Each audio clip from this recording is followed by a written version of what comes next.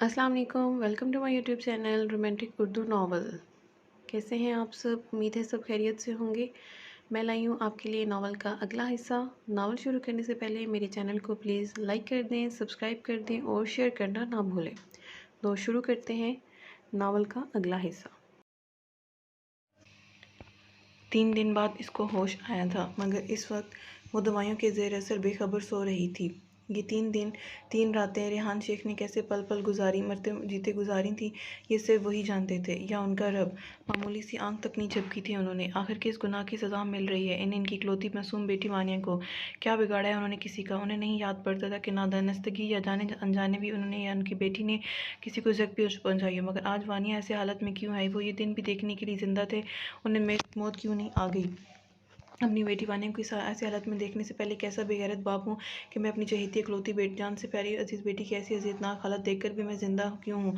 मगर हाँ, शायद मुझे ज़िंदा रहना है, क्योंकि जिस तरह अजियत में मेरी वानिया को मुब्तला किया गया है, वानिया का बदला लिए बगैर मैं अफरीदी को छोड़ूंगा नहीं। मसख कर दूंगा इसकी हस्ती, इसकी कायनात क्या, इसका नामो निशान तक बाकी नहीं रहेगा। इसकी अगली पिछली सारी नस्ल खाक में मिला दूंगा।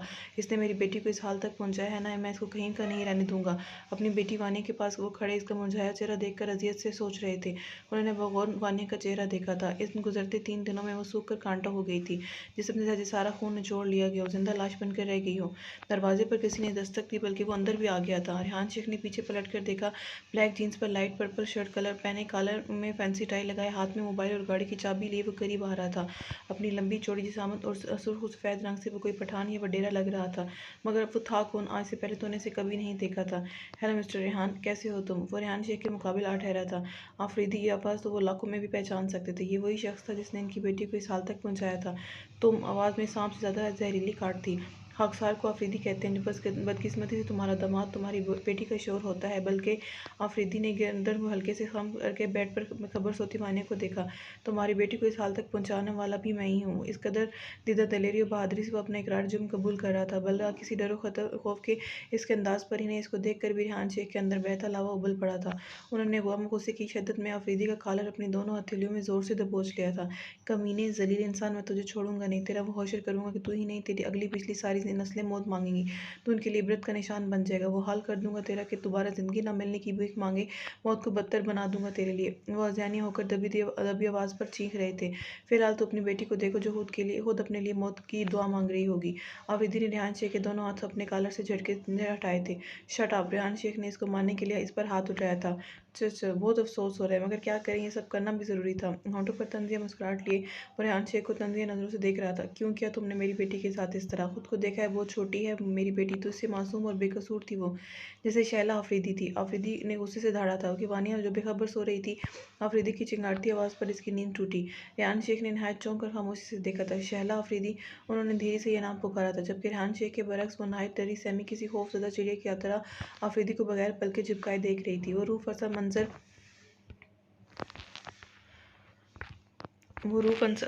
मंजर उसकी आंखों के सामने दोबारा से आ गया था।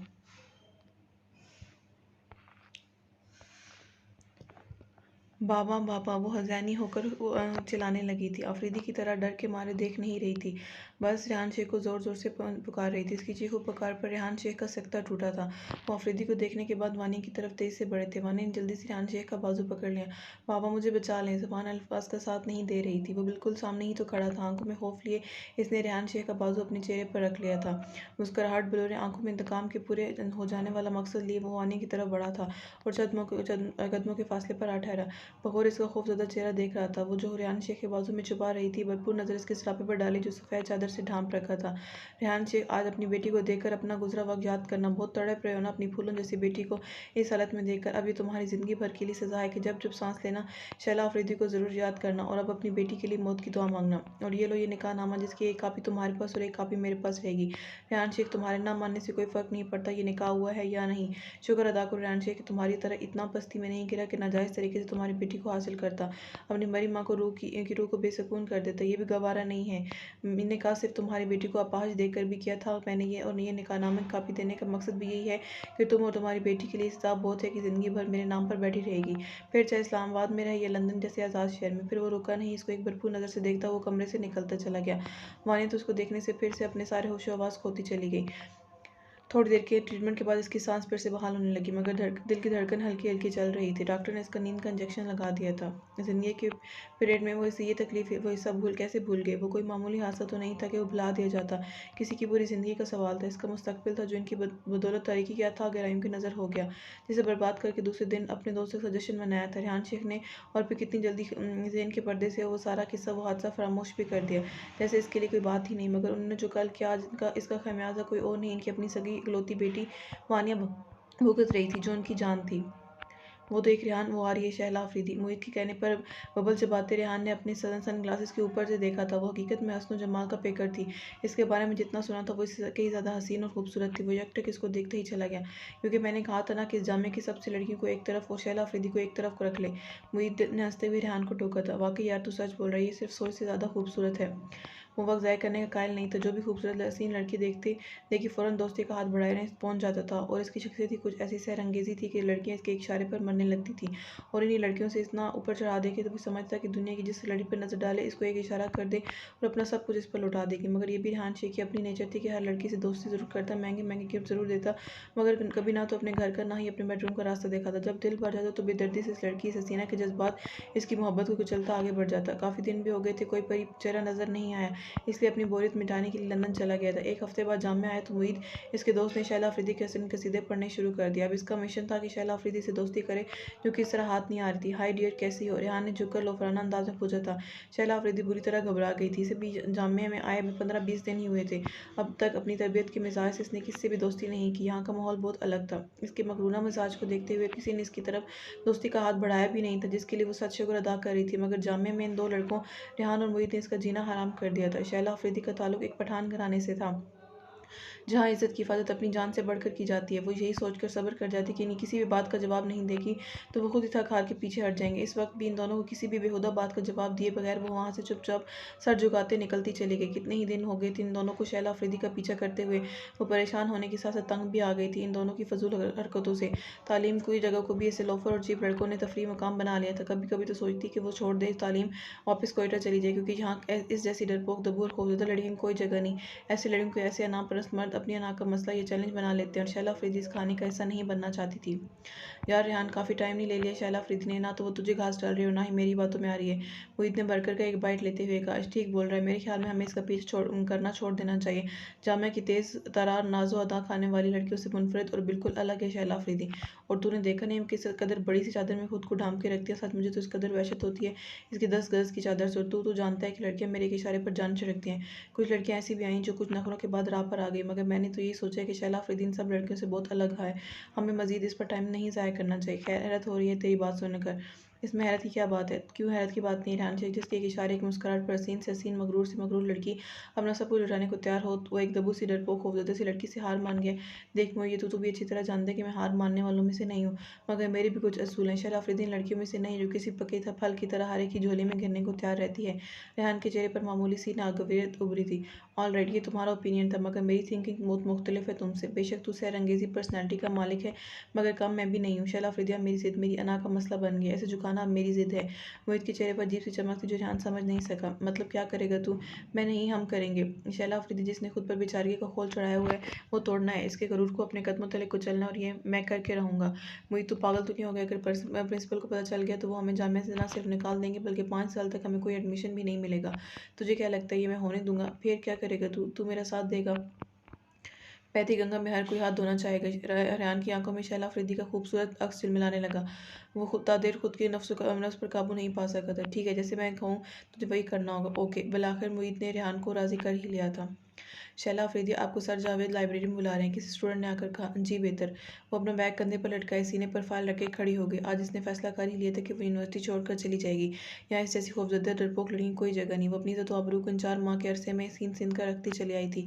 वो नहीं चाहती थी कि इसके साफ और शफाफ किरदार पर मामूली सी गंदगी की छींट भी आए, इसलिए इसने सोच लिया था कि वह यहाँ से चली जाएगी। इसकी साफ सुथरी जिंदगी यूं से इससे मजाक कर जाएगी, इसके वहमो गुमान में भी नहीं था। वो सब सामान समेट कर जा रही थी। ड्राइवर भी इसका आने वाला ही था। सर जावेद के बुलाने पर इसे कोफ सी होने लगी। इरादा तो ये था कि मत जाए, दिमागी खतरे की घंटियां भी ये ऐलान कर रही थी, मगर दिल ने कहा आखिरी बार इनकी बात सुन लेने में कोई हर्ज नहीं है। शैला अफरीदी बेजारी से शक्ल बनाए लाइब्रेरी तक आई थी, मगर ये क्या, वहाँ तो बहुत सन्नाटा था।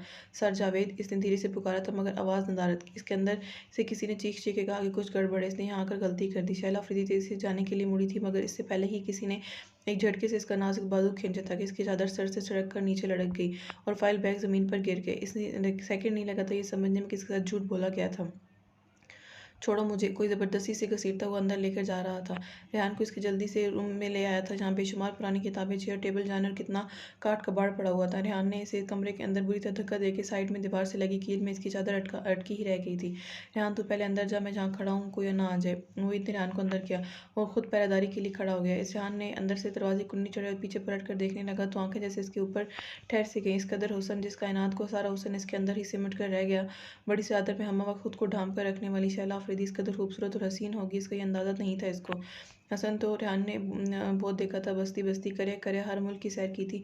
इसने ढका हसन और वो बेपर्दा हसन भी देखा था, मगर जो हसीन शैला अफरीदी ने के अंदर छुपा हुआ था वो आज बेपर्दा हो गया था। रेहान में बहुत सो होकर रह गया। इसे बेशक खुद के नफ्स पर बहुत कंट्रोल था। मोहित के चैलेंज पर इसने इतना बड़ा कदम भी उठा लिया था और हल्की सी पशेमानी भी हुई कि अपने कदम पीछे कर ले, मगर शैला अफरीदी के होशरबा हुस्न को देखकर इसका दिल डामाडोल हो गया। इसकी नज़र इसकी अप्सरा जैसे पेकर से होती, इसकी साफ शफाफ सफ़ेद सराईदार लंबी गर्दन पर पड़े काले तिल पर रुकी थी। अपनी इज्जत व आबरू बचाने के लिए इसने दोनों हाथ अपने सीने पर रखे। खुदा के लिए मुझे जाने दो, तुम्हें तुम्हारे माँ बाप का वास्ता मुझे जाने दो। शैला अफरीदी गिड़गिड़ा रही थी, रो रही थी, मगर रेहान शेख अपने होश हवास में कब था जो उसकी किसी इल्तिजा इसकी फरियाद सुनता। वो तो उसका यूं खुला हसन देखकर ही दंग रह गया। वो आगे बढ़ा और शैला अफरीदी को एक जस्त में पकड़कर अपने नज़दीक खींचा था। शैला अफरीदी चीखती रही, चिल्लाती रही, मगर कोई इसकी पुकार सुनने वाला नहीं था। रेहान शेख ने इतनी बेदर्दी से इसकी निस्वानियत की धज्जियां बिखेरी थी कि मौत भी शैला अफरीदी की ज़िंदगी से पनाह मांगे। रेहान शेख ने इसका वजूद ही नहीं, इसकी रूह भी जख्मी जख्मी कर दी। रेहान, मुइज़ ने जोर जोर से दरवाज़ा बजाया। रेहान अपने कपड़े झाड़ता उठ खड़ा हुआ। इसने ज़मीन पर लेटी बेसुध शैला अफरीदी को देखा। रेहान, जल्दी कर, सर शहबाज आ रहे हैं यहाँ शायद। मुइज़ हल्की से चीखा था। रेहान के चेहरे पर खौफ का साया लहराया, क्योंकि सर शहबाज इस जामिया के सबसे सख्त टीचर थे, जिनके गुस्से से हर स्टूडेंट कांपता था। मुदर्रिस से आगे बढ़ा और कील पर अटकी चादर शैला अफरीदी पर फेंकता हुआ बाहर निकला था। चल जल्दी कर, शुक्र बच गए। मुइज़ ने शुक्र अदा किया। क्या यार, कहाँ तो हम ही नहीं भरा तो आधा घंटा लगा दिया। मुइज़ ने कमीनगी से हंसते हुए कहा। रेहान के अंदर मलामत और शर्मिंदगी जगह ले ली। क्या हुआ? क्या अभी तक शैला अफरीदी के हुस्न में खोया? नहीं यार, ऐसी तो कोई बात नहीं। ओके, क्या हुआ? सब खैरियत तो है ना? मुइज़ ने रेहान को गौर से देखा। इसके चेहरे पर हल्की सी परेशानी के आसार थे। नहीं, खैरियत नहीं है, मुझे आज रात की फ़्लाइट से लंदन जाना है, वहाँ डैड की तबीयत अचानक ख़राब हो गई है। यानी कि ज़िंदगी के मज़े लेकर जा रहे हैं। चल कोई बात नहीं, तू जा, शैला अफरीदी को मैं अकेला ही देख लूँगा। रेहान शेख ने जाने क्यों पीछे पलट कर देखा था और फिर रुका नहीं। यूनिवर्सिटी के दूसरे बाहर निकलता चला गया। शैला अफरीदी को आधे घंटे बाद होश आ गया था। इसने आँख खोली तो वहीं थी, अभी भी इस काट कबाड़ से भरे स्टोर में रूम में, जहाँ इसकी ज़िंदगी इस पर मातम कर रही थी। वो जिंदा है, मगर क्यों जिंदा है? स्टोर रूम में इसकी कब्र क्यों नहीं बन गई? वो बुरी तरह हुचकियों से हज़ारों की तार रो दी, मगर यहाँ कोई इसकी सदा इसका बयान सुनने वाला नहीं था। वो मुश्किल अपनी चादर संभालती खड़ी हुई थी। दर्द से इसकी जान निकली जा रही थी। जिस्म के जख्म तो जाने कब भरेंगे, मगर इसकी रूह पर जो जख्म आए थे वो मौत के बाद भी नहीं भर सकते। इसका किरदार दागदार कर दिया गया था। इसकी चादर पर बदनुमा छींटों के निशान आ गए थे, जो ताउम्र रहेंगे। संभलती संभलती वो यूनिवर्सिटी से बाहर निकली। इसकी ज़िंदगी अब किसी काम की नहीं थी। वो खुद से दुनिया से नज़रें मिलाने के काबिल नहीं थी। जब इसके बाप भाइयों को पता चलता तो खुद इस ज़मीन में जिंदा दफन कर देते। इनके खानदान पर कोई उंगली उठाए वो ये कभी गवारा नहीं करते। पहले से मारते, फिर रेहान शेख की अगली पिछली नस्ल मिटा देते। शैला अफरीदी ने तो सोच लेते कि वह अब जिंदा नहीं रहेगी, खुद को मार लेगी। सामने से आते ट्रालर के सामने जाकर खुद को ख़त्म करने का फैसला किया था। वो इससे पहले कि आगे बढ़ती, पीछे से नबीला ने खींच लिया। नबीला ने इसकी बिखरी और जड़ी हालत देख दंग रह गई। उन्हें गड़बड़ का एहसास हुआ। शैला, क्या हुआ है तुम्हें? ये सब क्या है शैला? भाभी, शैला अफरीदी ने नबीला को देखा तो जो रईस अफसान थे वो भी जाने लगे। अक्लो खुद सब गंवा बैठी थी। इनके कंधे पर सर झुकाए हर शय से बेगाना होती चली गई। नबीला ने जल्दी से शैला अफरीदी को संभाला था और गाड़ी से ले आई। अस्पताल जाने के बजाय वो इसे घर ले आई। वो तो खुद भी डॉक्टर थी। इसे इसके बेडरूम में लाई, जल्दी से इसका चेकअप करते कि जिस बात का डर था वही हुआ था। नबीला ने अपने दोनों हाथ अपने मुंह पर रख लिए। अगर वो इस खानदान को नहीं जानती तो कब की हवेली फ़ोन कर देती। इसलिए इसने अक्लमंदी यही समझी कि किसी को कुछ पता ना चले। बेहोश शैला अफरीदी के पास ही बैठी रही। जाने कितने घंटों की निगहदाश्त के बाद इसे होश आया। शैला, ये सब क्या है? भाभी, इसने मुझे बर्बाद कर दिया। मेरा गरूर, मेरी इज्जत व आबरू, मेरी निस्वानी सब मुझसे छीन लिया। मुझे बेमोल कर दिया। भाभी, इसने मैं मर गई, मिट गई। भाभी, फना हो गई। बदतरीन मौत की झलक दिखा दी। इसने मुझे जिंदा दरगोर कर दी। भाभी, मुझसे खुद से किराया तारी। आप मुझे मार दे, मुझे कहीं से जहर ला दे, मुझे जीना नहीं चाहती। बुरी बात मत बोलो, इस तरह कुछ नहीं हुआ तुम्हें। नहीं भाभी, झूठी तसल्ली मत दे मुझे, क्योंकि मैं जानती हूँ रेहान शेख ने मुझसे मेरा सब कुछ छीन लिया है। मेरा जीना मरना कोई मानी नहीं रखता। बस खामोश हो जाओ।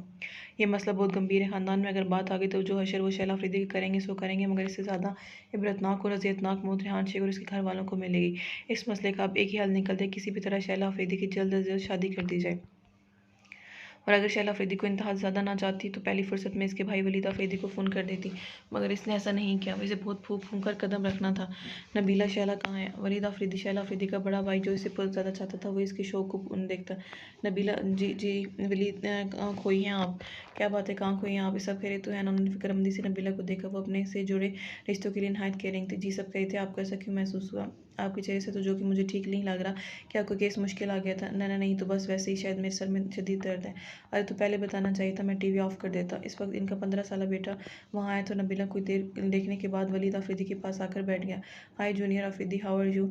या फाइन डैड। जब इसने शैला अफरीदी की हालत देखी तो उदास हो गया था। वो अपनी पप्पो को इंतहा ज़्यादा चाहता था। जब शैला अफरीदी खुद पर बीती जुल्म की दास्तान सुना रही थी, वो वहीं इनके वॉशरूम में था, और ये बात वो दोनों ही नहीं जानती थी। नबीला ने शैला अफरीदी को पुरसकून होने के लिए नींद की गोली देकर सुला दिया। उनके बेडरूम में जाने के बाद वो कितनी देर शैला अफरीदी के पास बैठा रहा और उनके खूबसूरत से चेहरे को तकता रहा। गुस्सा का एक ज्वाला सा फूटने लगा। नबीला तो सिर्फ बराए नाम ही नाश्ता कर रही थी। वलीद अफरीदी ने चाय पीते से देखा था। क्या बात है नबीला, मैं कल से आपको नोट करूँ, कोई परेशानी है? अगर कोई बात है तो मुझसे शेयर करें, नहीं तो बस यूँ ही। नहीं नबीला, मैं आपको अच्छी तरह जानता हूँ, यकीनन कोई मसला जिसने आपको उलझा दिया। नबीला ने कुछ नहीं कहा, सिर्फ खामोशी सर झुका लिया था। नबीला जी। इस दौरान नाश्ता करते इनके बेटे हनी ने भी नाश्ता छोड़ दिया। नबीला ने हनी को देखा, फिर इसका नाश्ता जो यूं ही का यूं ही पड़ा था, ठंडा हो गया। हनी, आप नाश्ता क्यों नहीं कर रहे हैं? नबीला ने इसके सामने कोई बात नहीं करना चाहती। जाहिर सी बात है, वो भी अपनी मामा को यूं उदास देखेगा तो कुछ नहीं खाया जाएगा। और एक बात तो बताइए, शैला कहाँ है? क्या आज जल्दी यूनिवर्सिटी चली गई?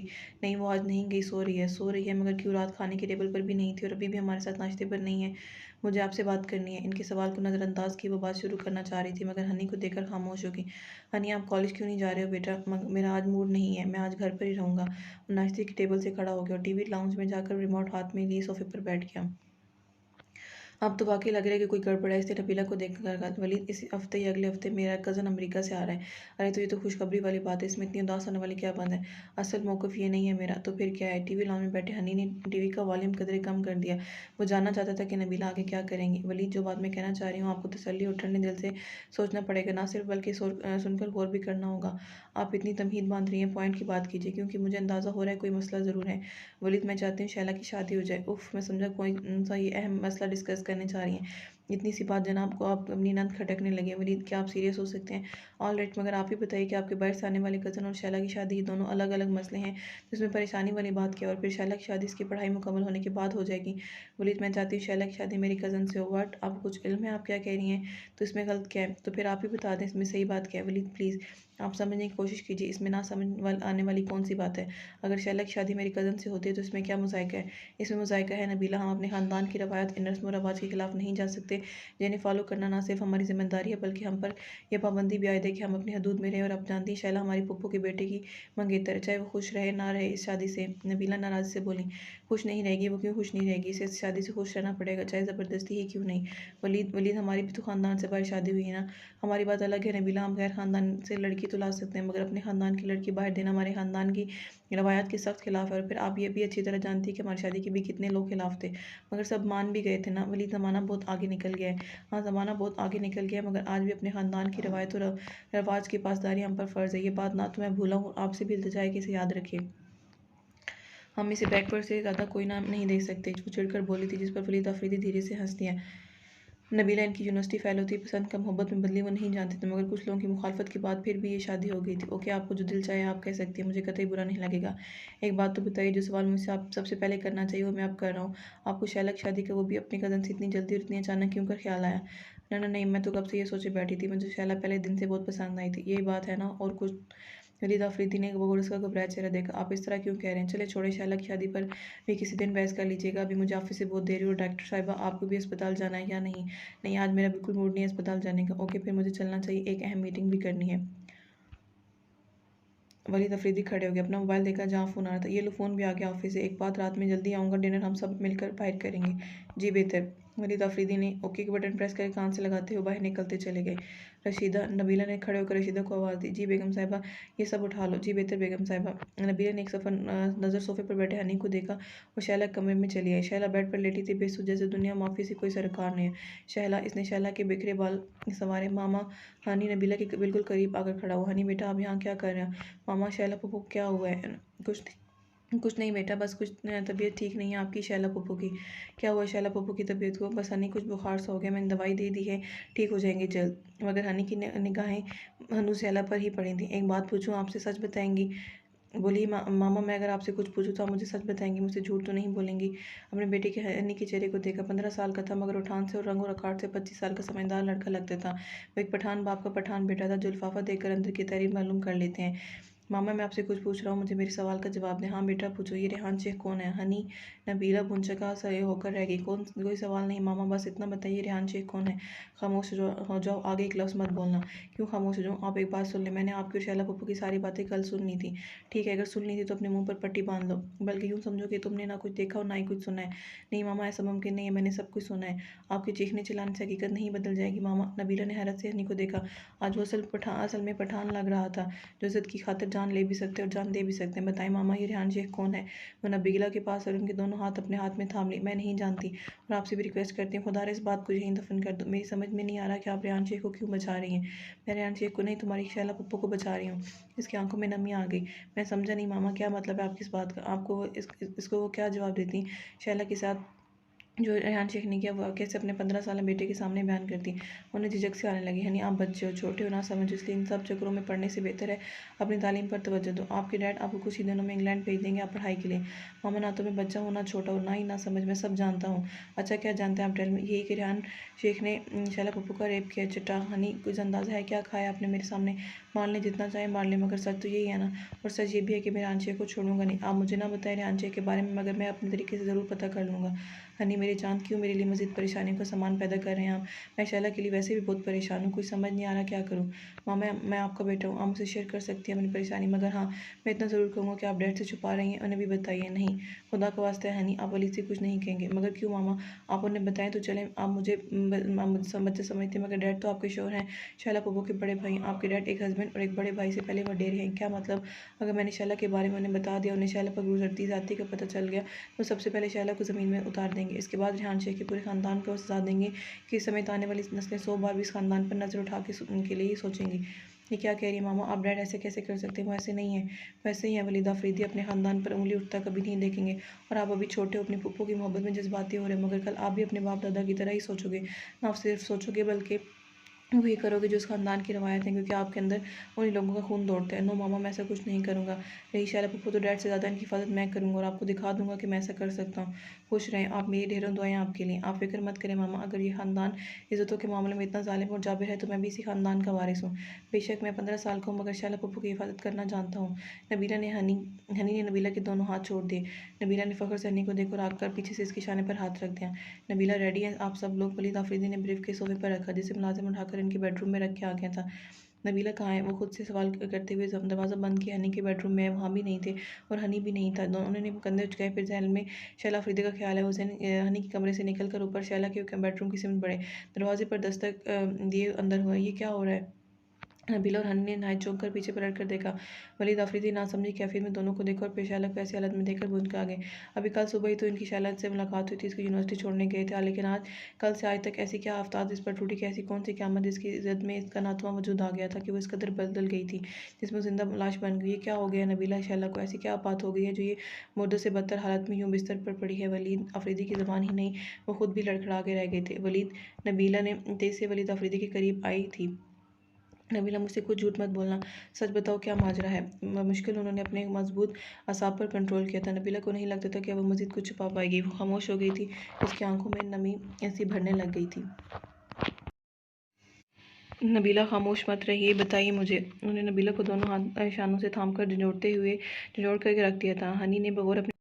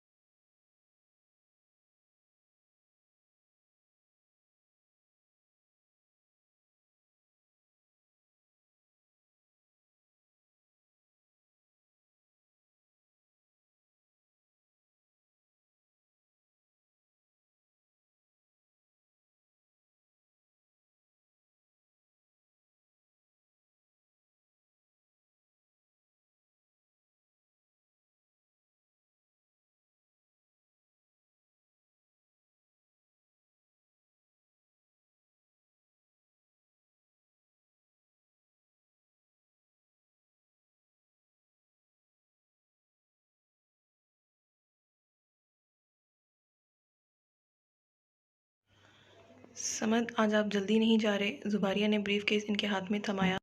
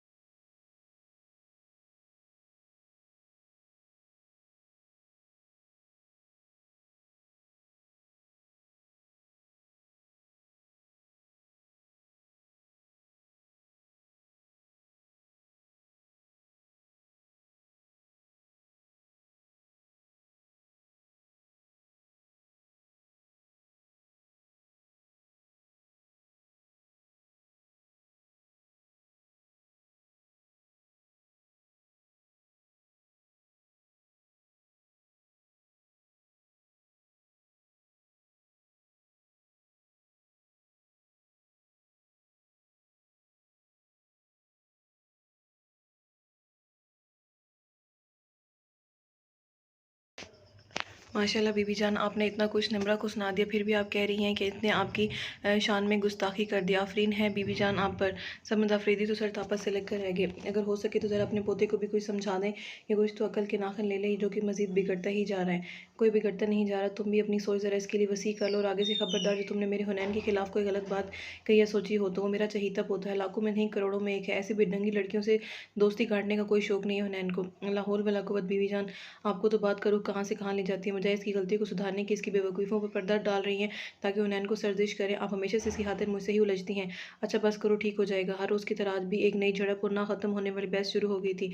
बात हुनैन से शुरू होकर हुनैन पर ही ख़त्म हो जाती और फिर आखिर नतीजा यही निकलता कि बीबी जान की जीत होती। बीबी जान बहुत कम बोलती थी, मगर जहाँ बात हुनैन की आए तो वो खामोश भी नहीं रहती थी। कोई गलती नहीं करता मेरा जान हुनैन, जो इसे सुधारने चला है पूरा ज़माना। अगर तुम्हें समझाना ही तो है तो जाओ अपने दीरीना दोस्त फैज़ान को समझाओ कि इतना बड़ा बिजनेसमैन तो बन गया, मगर कम अज़ कम बेटी की तरबियत भी अच्छी कर देता। जोरियाँ लिबास में इधर उधर फिरती है। मेरे हुनैन को ऐसी बेहुदा लड़कियों से दोस्ती नहीं करनी है। और फिर चलो तुम सबको छोड़ो, तुम ही ज़रा शर्म कर लो, हर दम इसके मासूम के पीछे पड़े रहते हो। माफ़ कीजिएगा बीबी जान, आपकी शहज़ादे मासूम से हुनैन आफरीदी की पढ़ाई अधूरी है। समद आफरीदी तासुब से देख कर रह गए। तो क्या हुआ, हमें कौन सा नौकरी करानी है इससे? इतनी जायदाद क्या है इसके परखों की, इसके बाप दादा की, अगर इसके साथ पुश्ते भी बैठ कर खाएं तो कम न पड़े। मेरे हुनैन के अभी ऐश की ज़िंदगी गुजारने के दिन है, और जब तक मैं ज़िंदा हूँ उसके ऐशो आराम में कोई कमी नहीं होनी चाहिए। समद बीबी जान ने समद आफरीदी की अच्छी खासी क्लास ले डाली कि वो बगलें झाँकने पर मजबूर हो गए। दोबारा मुँह नीचे की मुस्कुरा के ही रहेगी। मैं जानती थी कि हुनैन के खिलाफ वो किसी भी से भी मामूली सी बात सुनने की रोदात नहीं थी। समद साथ आप आज आपकी ज़रूरी मीटिंग है, आपको देर हो रही है। समद आफरीदी ने एक देखी नज़र गुब्बारे पर डालते हुए बीबी जान को देखा तो नफ़ी में इधर उधर गर्दन हिलाते हुए मुड़े थे और मुस्कुरा लें। जब हुनैन की तरफ से बहुत बड़ा नुकसान उठाएंगे ना, तब अकल आएगी आप लोगों को। अल्लाह ना करे समद साहब, कैसी बातें कर रहे हैं आप? अरे नुकसान उठाए इसके दुश्मन, और तुम कैसे बाप हो? मेरे ही सामने मेरे हुनैन को कोस रहे, से बधाएं दे रहे हो। खुदा ना करे मेरे बच्चे को कुछ हो। बीबी जान की बूढ़ी आंखों में आंसू आ गए। समद आफरीदी तो सही मानों में घबरा के रह गए और अपनी ज़बान से अदा हुए अल्फाज पर पछताने लगे। इनकी ज़ात इनकी माँ का दिल दुखाया था। इन पूरी आंखों में आंसू आए थे। क्यों भूल गए हुनैन, बीबी जान की कमज़ोरी है। मुझे माफ़ कर दीजिए बीबी जान, ये मेरा वो मकसद नहीं था। मैं तो हुनैन के भले के लिए ही कह रहा था। कोसना देना, बदुआ देना इसके लिए भला है। बीबी जान ने अपनी वाइट शीशों से मुज़य्यन चादर के कोने से अपनी भीगी आंखें खुश करनी चाहिए थी। आज समद आफरीदी के लफ्ज़ों से इनको जोर का धक्का लगा था। मैं अपने वलीद को शैला को खो चुकी हूँ। हुनैन को अगर कुछ हुआ तो मैं जी नहीं पाऊंगी। समद वो मेरी शैला का परतो है, मुझे अपनी जान से बढ़कर अजीज़ है हुनैन। और गिनती के 3 ही तो पोते हैं मेरे, सल्जूक, हुनैन और मेरी नज़रों के सामने है। मगर हनी, इसे तो उसकी माँ जाए ने कहाँ ले गई है, हर जगह ढूंढा मगर नाकामी के अलावा कोई हाथ कुछ नहीं है। मगर जो नज़रों के सामने है तुम चाहते हो वो भी मुझसे दूर हो जाए। मुझे माफ़ कर दे बीबी जान, मैं वाकई बहुत शर्मिंदा हूँ आपसे। ठीक है समद, मगर याद रखना आज के बाद हुनैन के लिए बद्दुआ का एक लफ्ज़ भी मुँह से मत निकालना, वरना मैं तुमसे सख्त नाराज़ हो जाऊँगी। आज के बाद ऐसी नौबत ही नहीं आएगी। मगर बीबी जान, हुनैन मेरा भी बेटा है, मैं जो डांटता हूँ इसके मुस्तकबिल के लिए डांटता हूँ। आप खुद सोचो, इस साल पूरे 25 का हो जाएगा। बीकॉम के अलावा वो कोई एजुकेशन नहीं है इसकी। वो आपकी बहुत सुनते हैं, मगर आप ये कहती हैं कि मैं सख्ती ना करूँ। तो ठीक है, आज के बाद नहीं करूँगा। आप इसको समझाएं, आजकल इसके कदम सही से उनकी तरफ नहीं चल रहे। सुमैया नामी किसी लड़की से ठीक ठाक अफेयर चल रहा है, मुझसे कितने ही लोगों ने इसकी शिकायत की। बीबी जान वो अपनी लाइफ के लिए बिल्कुल सीरियस नहीं है। तो फिर शुरू हो गए, जब वक्त आएगा खुद ही समझ आ जाएगी। तुम इसकी फिक्र मत करो, मैं इसे अपने तरीके से हैंडल कर लूँगी, मगर तुम्हारी बेजा सख्ती ज़रूर इसे गलत सिम की तरफ ले जाएगी। दुबारी ने धीरे से समद आफरीदी का हाथ बजाया। समद आफरीदी खामोश हो गई। इस समय इनका मोबाइल बजने लगा। हेलो फ़हीम, हाँ समद, आप अभी तक पहुँचे नहीं? सब खैरियत तो है ना? जी हाँ फ़हीम, सब ठीक है, मैं बस निकलने ही लगा हूँ। ओके फिर जल्दी आ जाइए, डेलीगेशन भी आ गया है। ओके मैं बस 10 मिनट में पहुँचता हूँ। अच्छा बीबी जान, देर हो रही है, मैं चलता हूँ। फ़ी अमान अल्लाह। बीबी जान ने इनके सर पर शफ़क़त से हाथ फेरा। बीबी जान आप ठीक हैं? हाँ मैं बिल्कुल ठीक हूँ। तुम जाओ हुनैन को जगाओ, इसे मेरे पास भेजो, मैं इसे अपने किसी काम से कोयटा भेजूंगी। 1-2 दिन समद की नज़र से दूर रहेगा तो समद का गुस्सा ख़त्म हो जाएगा। जी बेहतर बीबी जान, वैसे वो साहब बदर सुबह 5 बजे ही तशरीफ़ लाए हैं, किसी पार्टी वगैरह में गया होगा। जी बीबी जान, मेरी इतनी तफसील से बात तो नहीं, मगर मैं उठा के नीचे लेकर आती हूँ। जुबारी ने हुनैन के बेडरूम का दरवाज़ा खोलकर जैसे ही बेडरूम के में एक कदम धरा, तेज़ परफ्यूम की खुशबू ने इनका स्वागत किया, जो जुबारी के दिमाग पर जा लगी थी। इतनी तेज़ खुशबू, हुनैन ऐसा ही था। खुद अपने साथ साथ अपने बेडरूम की हर शय को भी खुशबू में नहला देता। बाज़ औक़ात तो वो बुरी तरह चिढ़ जाती थी। बेडरूम में कदम रखती ही जुबारी की नज़र इसके बेडरूम में बिखरे औंधे पड़े सामान पर पड़ी। कोई भी शय अपने ठिकाने पर मौजूद नहीं थी। वार्डरोब के तीनों पट खुले हुए थे, जिन्हें बंद करने की ज़हमत भी गवारा नहीं की गई थी। इसमें से हर कपड़ा बाहर निकला हुआ था, कुछ तो वहीं लटक रहे थे, और कितने ही बेड पर अपनी तौहीन पर मातम कनाते। हुनैन को कपड़े खरीदने का क्रेज़ था। हफ्ते में इतनी महंगी महंगी शर्ट, टी शर्ट्स, जीन्स वगैरह लाता और लाकर सिर्फ एक दिन पहनकर यूं ही वार्डरोब में किसी कबाड़ की तरह डाल देता। हुनैन को 2 ही चीज़ों से शदीद किस्म का इश्क था, एक कपड़ों का और दूसरा परफ्यूम्स का। दुनिया के हर मुल्क से इसने परफ्यूम लाकर जमा किए हुए थे। जो हाल कपड़ों का था वही हाल परफ्यूम्स का भी था। कुछ उल्टे थे, कुछ शूलेस निकाल के जाने के मकाम फेंके हुए थे। शीशे की टेबल पर चिप्स के चॉकलेट बबल के रैपर पड़े हुए थे। इसकी आदत थी कि टीवी देखते हुए लाजमी कुछ ना कुछ इसे खाने को चाहिए होता, जिसे दोबारा शदीद तंग थी। नीचे अगर टीवी देखता तो दोबारा के नाक में दम कर दिया करता। कभी नूडल्स चाहिए, कभी मैक्रोनी चाहिए, कभी मीठा चाहिए, बहरहाल जो कुछ ना कुछ तो ज़रूर चाहिए, बल्कि घन चक्कर बनाकर दिया करता वो जुबारे को। यही वजह थी कि सल्जूक ने इसके बेडरूम में एक फ्रिज रखवा दिया था, जिसमें फ्रूट से लेकर dry fruit, chips, chocolate, bubble, cold drink, खाने पीने की हर शय रखी गई थी जो इसे मतलूब थी। यहाँ तक कि हर हफ्ता पिज़्ज़ा डिलीवरी अलग आती इसके लिए। हुनैन को बिगाड़ने में सबसे बड़ा हाथ बीबी जान और सल्जूक का था, और जब नज़र बेड पर पड़ी तो अपना सर पीट लेने की ख्वाहिश जागी। बेडरूम की हर शय तो बेतरतीब पड़ी थी, वो खुद भी बेढंगेपन से बेड पर पड़ा हुआ था। उफ मेरी खुदाया, हुनैन, गुबारिया ने अपना सर पीट लिया। हुनैन उठो, हुनैन, हुनैन मैं कहती हूँ उठो। क्या हो मामा, सोने देना। वो भी डिटो का सरदार था, दूसरी करवट लेकर ब्लैंकेट खींचकर खुद पर जैसा तैसा डाला, फिर सो गया। हुनैन शराफत इसी में है कि उठ जाओ वरना बहुत मार खाओगे।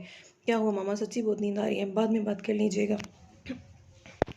मामा सुबह 5 बजे आया हूँ, सोने देना। तुम्हें बताने की ज़रूरत नहीं है, मैं सब जानती हूँ। अगर 1 मिनट के अंदर अंदर नहीं उठे तो मैं तुम्हारी डैडी को बुला रही हूँ, वही तुम्हारी नींद को खैर बात कहेंगे। ऑलराइट मत उठो, मैं जा रही हूँ तुम्हारे डैड को बुलाने के, बुला के यहीं लाती हूँ। वो सता लिया तुमने मुझे, अब वही तुम्हें आकर सुनाएंगे। ओ नो मामा, प्लीज़ प्लीज़ सॉरी। हुनैन तेज़ी से उठकर ज़ुबारिया का हाथ थामा और उन्हें बेड पर बिठा के नहायत लाड लिया। उनके लाड से उनके कंधे पर बाजू का घेराव करके वहीं अपना सर धर दिया था। चलो हटो यहाँ से, मुझसे बटर पॉलिश करने की ज़्यादा ज़रूरत नहीं है। सॉरी, तुम बाज नहीं आओगे ना अपनी हरकतों से? मैंने क्या किया? इसने मासूमियत से इस तरह कहा जैसे वाकई इसने कुछ ना किया। ज़ुबारे सही मानों में गुस्सा हो गई। वो एक झटके से खुद से पीछा किया और इसका कान पकड़ लिया। और सर, ये सब क्या किया तुमने? ऊपर से मुझे मासूमियत दिखा रहे हो?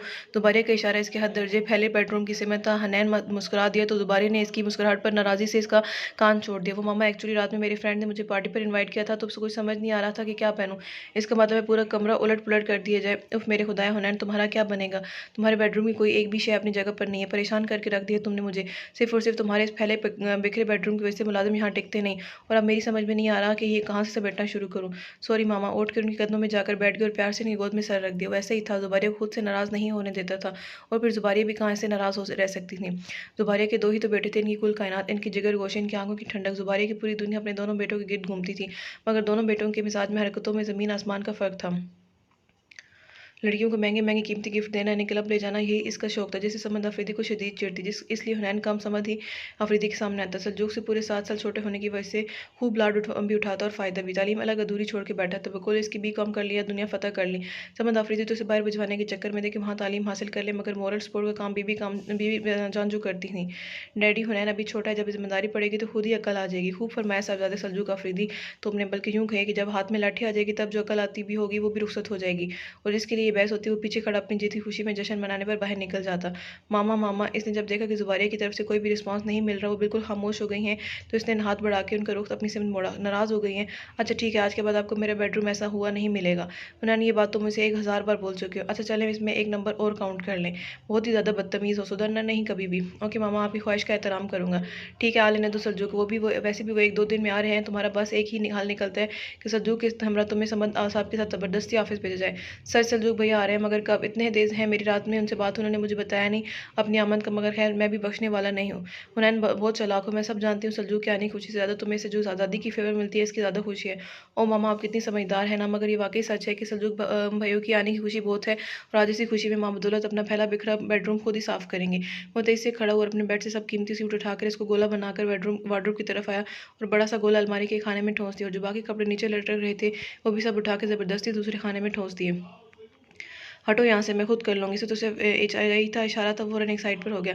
कभी कभी तो सोचती हूँ अल्लाह मुझे तुम्हारी जगह एक बेटी ही दे देता, कम अज़ कम वो तुम्हारी तरह फोड़ और बदसलीका तो नहीं होती। मामा, आपकी ये ख्वाहिश पूरी हो सकती है, मगर अगर आप चाहें तो। वो कैसे? सल्जूक भैया की शादी कर देते हैं। आइडिया बुरा नहीं है, इस बारे में सोचा जा सकता है। और मेरा सल्जूक नहायत फरमानदार और सादतमंद बेटा है, उन्हें हर माँ बाप अपनी बेटियाँ देने को तैयार होंगे। फिर अपने ख्याल ख्याल पर अमल पैरा कब हो रही हैं आप? इंशाल्लाह बहुत जल्द। मामा, अगर आप कहें तो मेरी नज़र में बहुत सारी लड़कियाँ हैं, कहीं तो दिखाओ। ये देखो। दोबारा ने अपने दोनों हाथ इसके आगे जोड़ दिए। कोई यूं जोड़ता है, अब मैं पूरी कहने तक जोड़ दी। खुदाया, तुम मुझे कोई लड़की मत दिखाना, मुझे अपने सल्जूक के लिए एक सुलझी प्यारी सी लड़की चाहिए, जो इस घर में आकर हर तरफ चांदनी ही चांदनी बिखेर दे, जो एक बेटी की कमी पूरी कर दे, ना कि चलता फिरता इश्तहार या मॉडल। अब खबरदार जो तुमने मुझे सल्जूक के लिए कोई लड़की दिखाई तो। सच मामा, आपने लड़की देख लिया, मुझे भी देखना है अपनी होने वाली भाभी जान को। अरे वो है ना तुम्हारे डैडी के बिजनेस पार्टनर फ़हीम अहमद, उनकी बेटी हीरा। मुझे वो जरमीन की शादी में बहुत पसंद आई थी। इनकी आंखों के गिर्द हीरा का प्यारा सा चेहरा घूम गया। क्या? हुनैन ने अपने बाजू ज़ुबारिया के गले से निकाले। वो नक चढ़ी। हुनैन को बिहरा याद आ कि जरमीन की शादी पर एक सरसरी से मुलाकात हुई थी। बात कुछ भी नहीं थी, वो मोबाइल पर अपनी गर्लफ्रेंड से बात कर रहा था कि चलते चलते हीरा से टक्कर हो गई। हीरा ने खासा बुरा मनाया था, बल्कि इसे अच्छी तरह झाड़ भी पिलाई। हालांकि इसने सॉरी भी किया था, मगर हीरा ने इस सॉरी को अहमियत ही नहीं थी। अच्छी खासी सुनाती वहाँ से चली गई। हुनैन, बुरी बात है। ज़ुबारिया, बाहर से बीबी जान की आवाज़ आई। दरवाज़ा खोल के अंदर ही आ गई। खुदा न खास्ता यहाँ कौन सा तूफान आंधी आकर गुजरे जो सब कुछ उल्टा के चला गया है। गुड मॉर्निंग दादो। हनन ज़ुबारिया को छोड़कर बीबी जान गले का हार बना। मेरा बच्चा, मेरा चांद, जीता रहे, खुश रहे। बीबी जान ने पुचकारते हुए इसके लाड़ उठाए थे। ज़ुबारिया ने मुस्कुराते हुए दादी पोते को प्यार देखा था। हुनैन बीबी जान को संभाले अपने बेड तक लाया और जो कपड़े वगैरह पड़े थे सबको साइड पर किए, इनके लिए जगह बनाई। इनको बिठा के खुद इनके कदम में बैठ गई। ये बताओ रात की पार्टी कैसी रही? मज़ा आया मेरे जिगर गोशे को? बीबी जान ने इसके उलझे बिखरे बालों में हाथ फेरा। सच दादो, इतना मज़ा आया क्या बताऊँ। हमारे सब फ्रेंड्स इकट्ठे थे, इस नाइट पार्टी को यादगार बना दिया। और फिर वो जो नॉन स्टॉप शुरू हो गया, फिर जब तक पूरी राम कहानी खत्म ना हो गई, जब ना हुआ। वह एक बात तफसील से बताता, और हैरत की बात यह थी कि इसकी बेतुकी बातों से बीबी जान कतई बोर नहीं होती। वो था ही ऐसा, अपनी दिन भर की रूटीन, पार्टी फंक्शन वगैरह गो के हर बात बीबी जान से डिस्कस करता, जैसे वो शौक से सुनती थी। अपना हर जरूरी काम छोड़कर वो ख्वाह वो कितना ही जरूरी क्यों ना हो, नैन से ज़्यादा अहम कुछ नहीं होता। बीबी जान बहुत खुश होती थी इससे। इसमें उन्हें अपनी बेटी शहला अफरीदी की झलक दिखाई देती थी। बाज़ औक़ात तो वो खुद भी चिढ़ जाते हैं, अरे कि लड़की कितना बोलती हो, मैं तो ये सोचती हूँ कि नींद में कैसे चुप रह लेती हो। फिर किलकारियाँ भरने लगती, खूब हँसती खुशती रहती, नहायत चंचल थी शैला अफ़रीदी, मगर इसके जाने के बाद इसकी मौजूदगी का एहसास हुआ वो इनकी इकलौती बेटी थी। 2 बेटों के बाद पैदा होने के बहुत साल बाद पैदा हुई थी। इनकी ज़िंदगी ही उजड़ गई थी, अंदर जैसे खाली हो गया था। बीबी जान, आप ज़रा हुनैन की ख्वाहिश भी सुन लें जिसका इज़हार इसने अभी मुझसे किया है, वो ये कि सल्जूक के लिए हमें लड़कियाँ दिखाएगा। बीबी जान ने मसनूई अंदाज़ में हुनैन को अपने चश्मे के पीछे घूरा। हुनैन ने फ़ख्री अंदाज़ में इस तरह बीबी जान को देखा जैसे नहायत अच्छा मशवरा दिया। क्यों दादू, मैंने अच्छी बात कही है ना? बहुत अच्छी बात कही है बेटा जी, सल्जूक की तो बचत ही बचत होगी पैसों की। अरे वो कैसे दादू? ज़ाहिर-सी बात है तुम्हारी दिखाई गई लड़कियाँ जिस्म पर कपड़ा इतना ही पहनती हैं, कमबख्त हमारी इतना ज़रूरत समझती हैं। उन्होंने गहरा तंज़ करते हुए हुनैन की बुलूरी आँखों में देखा था। ज़ुबारी तो ये सर झुकाए होने से मुस्कुरा दी जबकि हुनैन बुरी तरह झिम कर रह गया। बीबी जान आप भी ना? वो समझ गया था कुछ दिन पहले इसकी नई गर्लफ्रेंड ज़मीआ ज़ैदी आई थी इसके घर इसे क्लब ले जाने के लिए। बदकिस्मती से इसकी मुलाकात बीबी जान से सबसे पहले हो गई। सुमैया ज़ैदी का लिबास इस कदर उरिया और खुला था कि बीबी जान ने तो इस्तग़फ़ार पढ़कर कान ही पकड़ लिए थे। बेटा तुम माशाअल्लाह से मुसलमान लड़की हो, मुसलमान घर में पैदा हुई हो, मगर ये तुम आजकल की नई नस्ल ने खूब किया है। मगरिबी गोरों का कपड़ा पहन के समझती हो बहुत अच्छी लग रही हो, मगर असल मुसलमान होने पर बट्टा लगा रही हो। उफ़ फिर तो मत पूछिए। सुमैया ज़ैदी के सर से लगी पैर पर बुझी थी। इसके दिमाग का पारा सवा नज़े पर चला गया। My foot. अब बताओ ज़रा मैंने क्या किया जो तुमने इतना बेहुदा लिबास पहना, वो भी मेरे घर मेरे सामने आ गई। भई मुझसे तो बर्दाश्त नहीं होगा। बीबी जान जानती हैं वो जो सुमैया ज़ैदी ने टाइट से टॉप पहना था वो कितने का था? अरे मैं क्या जानूँ, इतना छोटा सा 3 साल की बच्ची का सूट पहना होगा कोई 1000 तक। व्हाट बीबी जान, क्या कह रही हैं आप? एक तो वो 3 साल की बच्ची का सूट नहीं, ऊपर से 1000 का भी नहीं है। वो बुरा मानते हुए बोले। बीबी जान, वो जो सुमैया ज़ैदी ने टाइट्स पहना था वो 3000 का और उसका टॉप 5000 का था। बीबी जान ने हैरानी से मुँह पर उँगली रखी। ए लड़के, तू पागल तो नहीं हो गया क्या? वो जो कमीज़ पहनी थी इस बावली ने, वो छोटी सी कमीज़ 5000 की भला कैसे हो सकती है? टॉप बीबी जान, इसे टॉप कहते हैं। अरे टॉप हो या शॉप, मुझे तो लगता है अपनी किसी भतीजी भांजी की कमीज़ पहन लिया हो गलती से। तौबा है बीवी जान, आपने तो रेड लगा दी इसके सूट की। आप जानती हैं कुछ हाई सोसाइटी में कितना इन है ये फ़ैशन। बीबी जान का सुमैया दादी की ड्रेस पर इस तरह कब्ज़ा करना हुनैन को जज्बस कर गया। अरे आग लगे ऐसे फ़ैशन को जो अपने जिस्म की इस तरह खुले आम नुमाइश करे। हुनैन, जी मामा जानी। एक बात तो बताओ, तुम जो इतनी हमायत कर रहे हो सुमैया ज़ैदी की सूट की, तुम्हें कैसे पता कि वो सूट इतना महंगा है? वो इसलिए मामा जानी क्योंकि सुमैया ज़ैदी को वो टाइट और टॉप मैंने ही गिफ्ट किया था। बिल्कुल बेधड़क ही हुनैन आफरीदी की ज़बान से सच फिसल गया। देख लें बीबी जान ने सिर दूध, हद होती है बेशर्मी की। वो बीबी जान एक्चुअली इसने बीबी जान की खामोशी को नोट किया तो जल्दी से इनके दोनों घुटने पकड़ लिए। अरे परे हटो, ला हौल वला कुव्वत, कोई और गिफ्ट ही नहीं मिला इसे देने को। बीबी जान ने इसकी तरफ से रूखी फेंक ली। बीबी जान, इसकी बर्थडे थी ना? अरे तो बर्थडे थी पर तुमने इसे 3 साल की बच्ची का सूट गिफ्ट कर दिया। ये बात अगर समद को पता चल जाए ना तो इसके आगे वो तुम्हें बख्शेंगे नहीं। और मैं सोच रही हूँ तुम्हारी हरकत तो इनके कानों तक पहुँचनी ही चाहिए। हद है, हर हफ्ते नई लड़की से दोस्ती, चलो ठीक है। अब इतने आगे बढ़ गए कि इतने बेहुदा लिबास भी गिफ्ट करने लगे हो। सॉरी मामा जानी एंड बीबी जान। सादगी से बोला तो दोनों समझी वो आज के बाद ऐसी हरकत नहीं करेगा, मगर अगला जुमला बीबी जान को तो मुस्कुराने पर मजबूर कर गया। चाहे कुछ भी हो जाए, मगर किसी भी लड़की को अगर टॉप या टाइट्स गिफ्ट की तो आप लोगों से पोशीदा ही रखूंगा, ज़िंदगी भर सुधरना नहीं। दुबारिया ने मलामती नज़रों से इसे मुस्कुराते देखा। ओह मामा जानी तो नाराज़ हो गई हैं। मेरी जान, तुम्हारे काम भी तो ऐसे ही हैं ऊट-पटांग। बीबी जान ने जानिसार नज़रों से इसको देखा था। वो अपनी बीबी जान का चहीता था। बीबी जान कहाँ हो गई आप? इसने बीबी जान के आगे हाथ लहराया। कहीं नहीं। इसने एक सांस खींची थी और शफ़क़त मोहब्बत से हुनैन आफरीदी के सर पर हाथ फेरा था, जिस पर वो धीरे से मुस्कुरा दिया। आई लव यू ग्रैंड माँ। बीबी जान होले से मुस्कुराए। अच्छा ये बताएं, इतनी सुबह आप मेरे बेडरूम में क्यों? कोई काम था तो मुझे हुक्म दे दिया होता। वो अच्छी तरह जानता था कि बीबी जान कभी इसके बेडरूम में नहीं आती, वजह इसका इस कदर फैला हुआ बेडरूम, मगर जब बहुत ज़रूरी काम होता तो चलकर इसके बेडरूम में आती थी। बीबी जान, आप ये कहकर मुझे बहुत हर्ट करती हैं। मगर बीबी जान इसकी रोशन पेशानी पर बोसा लेकर अपना काम बता देती और फिर चाहे हुनैन आफरीदी को कितना ही ज़रूरी काम क्यों ना हो, जिससे किससे मिलना हो, सब कैंसिल करके बीबी जान काम पहले करता था। जी कहिए क्या काम है? तुम्हें मेरे काम से कोयटा जाना है। कोयटा? मगर क्यों बीबी जान? वहाँ मेरी खालाजाद बहन रहती, इसका फ़ोन आया था, वो बहुत परेशान लग रही थी, तुम जाकर इसे यहाँ कराची लेकर आओ। बीबी जान, उन्होंने बताया नहीं क्या परेशानी है? नहीं बेटा, इसने बताया नहीं, मगर मैं इसे अच्छी तरह जानती हूँ। वो मेरे सामने होगी तो अपना दिल खोल के मेरे सामने रखेगी, मगर फ़ोन पे कोई बात नहीं बताएगी। इनका दुख हुनैन अफरीदी का दुख, इनकी खुशी फ़ौरन जाने की हामी भरी थी। बीबी जान, आप बेफ़िक्र रहें, आपका काम हो जाएगा। जीता रहे, लंबी और सेहतियाब उम्र पाओ। उन्होंने इसका शाना पकड़ा था। अब जल्दी से तैयार हो जाओ, अभी निकलना है। अभी? हाँ चंदा, अभी और इसी वक्त निकलना है। बीबी जान, कल चला जाएगा। आज लंच इसने सुमैया दादी के साथ करने का वादा किया था। नहीं जाना तो आज ही, और कल वापसी होगी तुम्हारी। अच्छा, वो सोच में पड़ गया। सुमैया दादी से की गई कमिटमेंट के बारे में सोचने लगा, आखिर क्या बहाना बनाया जाए। हुनैन, जी बीबी जान। बीबी जान, आज किसको लंच या डिनर पर इन्वाइट किया है? सुमैया दादी को। तो एक काम करो, तुम फ्रेश होकर नीचे आओ, नाश्ता करो और कोयटा के लिए निकलो। आज सुमैया दादी के साथ लंच मैं करूँगी। नो बीबी जान, क्यों आप मेरे अफेयर के पीछे लग गई? सच इतनी मुश्किल से बैठाया, कुछ दिन तो सुकून से एंजॉय करने दें। ठिठाई और बेशर्मी की सारी हदें तोड़ दी हैं। बेहयाई से मेरे सामने जो मुंह में आ रहा है बके चले जा रहे हो। बीबी जान 2 हथड़ ज़रूर से लगाया हुसैन आफरीदी को। क्या बीबी जान, आप तो मेरी गर्लफ्रेंड है, आपसे कैसी शर्म हया? अरे परे हटो, जाने क्या ऑल फोल बोले जा रहे हो। एक बात तो बताइए बीबी जान, आपको भी दादा जान ने अगर आई लव यू बोला होगा तो आपका रिएक्शन क्या होगा? तुम्हारे दादा जान नाहित ही सख्त और रसूल पर इंसान थे, उन्हें प्यार की ज़बान नहीं आती थी। इसका मतलब कुछ निकालने की ज़रूरत नहीं है। बहुत बातें बिगाड़ ली, अब उठो और फ़ौरन नीचे तैयार होकर जाओ। अब मैं नीचे जा रही हूँ। दोबारा तुम ये सख्त नाराज़ हो गई है, इसे मना लेना होना है। थोड़ा सा तो सुकड़पन का मुजाहरा कर लिया करो, अब तुम बड़े हो गए हो, इतना क्यों फैलाते हो कमरा? बीबी जान मैं कहाँ फैलाता हूँ, खुद ही फैल जाता है। बहुत खूब, जुबारिया की हिम्मत है जो तुम्हारा कमरा समेटती है। खैर जल्दी से नीचे आओ, मैं तुम्हारा नीचे इंतजार कर रही हूँ।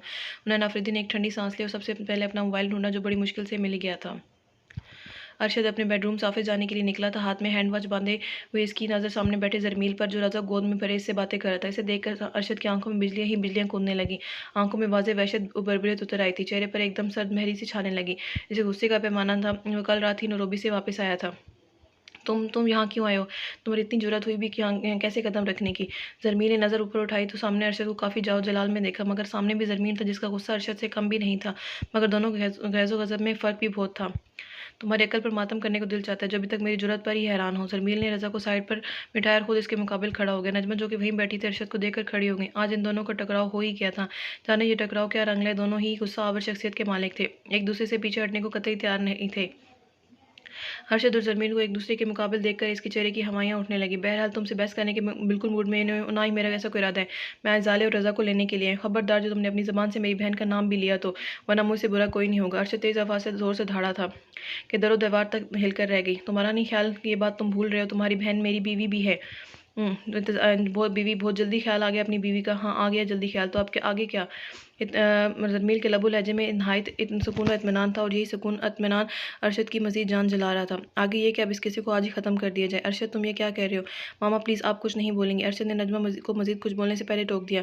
जरमील ने नजमा को एक नज़र देखा जिनका चेहरा उतर गया था, फिर सरमई कांच में चिंगारियाँ भरे अरशद को घूरा। दिल तो बहुत चाह के आगे बढ़ के इसके बेवकूफ़ के मुँह पर एक झांपड़ रसीद कर दे, मगर वो मुश्किल अपनी गुस्सा और हालत पर काबू पाया था। बहुत शौक है किस्सा ख़त्म करने का। ज़रा अपनी बहन साहबा को भी मंजर पर लेकर आओ, उससे पूछो कि वो क्या चाहती है।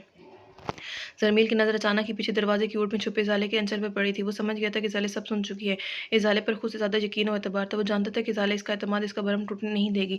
इसी का साथ देकर रज़ा को गोद में बिठाए इसके हमरा चलेगी। सिमरन ने बगौर दोनों को देखा। वो समझ गई थी कि लड़ाई बहुत आगे बढ़ेगी और अगर इन दोनों में से कोई यहाँ से नहीं गया तो वो अरशद के जज्बाती गुस्से को भी अच्छी तरह जानती थी। जरमील प्लीज़ तुम इस वक्त यहाँ से चले जाओ। अरशद बहुत गुस्से में, बाद में पापा और डैडी के सामने आराम और तसल्ली से बात हो जाएगी। नहीं सिमरन, बात आज और इसी वक्त होगी। अरशद की इस हरकत को मैं बेवकूफ़ी के सिवा और कुछ नहीं गर्दानता। ऑल राइट, तुम्हें जो बहुत खुशफहमी है ना कि ज़ाहिर तुम्हारे साथ जाएगी, तुम जैसे खुद वर्द मुफाद परस्त का साथ देगी, तो इसे जो शादी के दूसरे दिन ही छोड़ के भाग गया था, ये भी ना सोचा कि तुम्हारे पीछे इसका क्या हाल होगा। अब 2 साल बाद तुम वापस आते हो, सॉरी करते हो, चाहते हो कि उम्मीद करते हो सब ठीक हो जाए। माई फुट, ऐसा तो ना मैं चाहता हूँ ना ही ज़ाले। फिर मैं तुम्हारी खुशफहमी दूर करने के लिए ज़रूर से बुलवाता हूँ।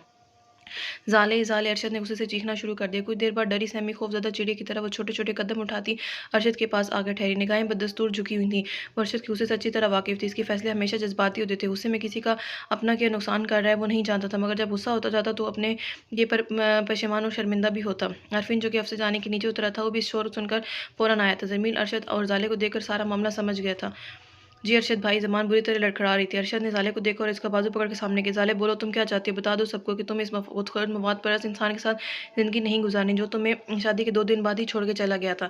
अरशद क्या कह रहे हैं? कुछ अंदाज़ा भी है आपको? गलत कह रहे हैं आप, खुदारा मत कीजिए इस तरह, ये सही नहीं है। Shut up, just shut up. खबरदार तुम इस मामले में एक लफ्ज़ भी मुँह से निकाला हो तो, वरना मुझसे बुरा कोई नहीं होगा। बेहतरी इसी में है कि तुम इस सारे किसी से दूर ही रहो, बल्कि मैं तो कहता हूँ तुम मेरे घर से ही निकलो। तुम्हें अपनी ये भाई बहुत अजीज़ है ना, चली जाओ यहाँ से इसके पास, आराम से इसकी फेवर लेती रहना। मुझे मेरे घर को तुम्हारी कोई ज़रूरत नहीं। सिमरन हद तक ज़िल्लत और एहसास तो इनसे लम्हा भर को सुन खड़ी रही। अरशद ने इसे पत्थर खींच मारे थे। इस दर्जे सर्द मेरी बेगानगी और अजनबियत और दिली का मुजाहरा किया था। अरशद अच्छी तरह से जानता था कि सिमरन ज़मीन की कमज़ोरी है, वो इसे सगी बहनों से बढ़कर चाहता है। हीरा और सिमरन ने इसे कभी कोई फ़र्क नहीं किया था, इसलिए तो और भी इसके साथ सिमरन को लताड़ा था। अरशद इंतकाम की आग में इस कदर अंधा हो गया था कि ज़ाले की मोहब्बत में कोई रिश्ता नहीं देख रहा था। अरशद भाई आप प्लीज़ सिमरन भाभी को इस तरह मत कहिए। ज़ाले को भी अरशद का सिमरन को यूँ कहना पसंद नहीं आया। सिमरन का चेहरा उतर गया था। इतनी अपने यूँ बेवकूफ़ होने पर इसका दिल शिद्दत से मर जाने को चाहा। तुम जज्बाती नहीं, हर दर्जे के बेवकूफ़ और कमअकल इंसान हो। जरमील की गुस्से से आगे तन गई। बहुत तकलीफ़ हुई ना तुम्हें? मुझे भी बहुत दर्द हो रहा जब तुमने ज़ाले के साथ बुरा किया था। मेरी बहन, मासूम बहन को तुमने तकलीफ़ पहुँचाई थी। मगर आज इस ज़ाले के सारे दुख को तकलीफ़ और उस गुस्से और ज़ख्मों का मुदावा हो जाएगा, क्योंकि तुम आज अभी और इसी वक्त ज़ाले को सबके सामने तलाक दोगे। अरशद आरफीन आगे बढ़ा। इस अरशद के इस वक्त दिमागी मरीज़ से कम नहीं लग रहा था। इस वक्त वो बिल्कुल अपने होशोवास में नहीं था। स्टॉप इट, कहा ना मैं इस सारे मामले में कोई नहीं बोलेगा। अरशद ने आरफीन को बुरी तरह झोड़ दिया। जरमील को तो गुस्सा बहुत आया, मगर जब्त करके इसने काटदार जहरीली नज़र से अरशद को देखा। इसकी नज़र अरशद से होती ज़ाले के चेहरे पर टिक गई। ये सारा फितना फसाद इसी की बदौलत तो हो रहा था। वो चाहती तो 1 मिनट में ये सारा लड़ाई झगड़ा फितना फसाद ख़त्म कर सकती थी, मगर वो तो मुजस्मा बनी हुई थी, जैसे शायद उम्र भर ना बोलने की कसम खा के बैठी हो। वो चुप क्यों थी, कुछ बोलती क्यों नहीं थी? बोलो ज़ाले बेटा, आप क्या चाहती हो? आप खामोश क्यों हो? कुछ तो बोलो, क्योंकि ये झगड़ा बढ़ रहा है। इस रिश्ते नाते ख़ानदान टूट रहे हैं और इन्हें सिर्फ तुम ही बचा सकती हो। आसिया की आंखों में आंसू भरे हुए थे। इनका लबो रह और हांसा हो गया। वो जरमील का बाजू पकड़े ज़ाले को सवाली नज़रों से देख रही थी। ये था हमारा आज का नावल। उम्मीद है आपको पसंद आया होगा। अपनी राय का इजहार ज़रूर करिएगा। जल्दी हाजिर होंगी नावल के अगले हिस्से के साथ। तब तक के लिए अल्लाह हाफिज़।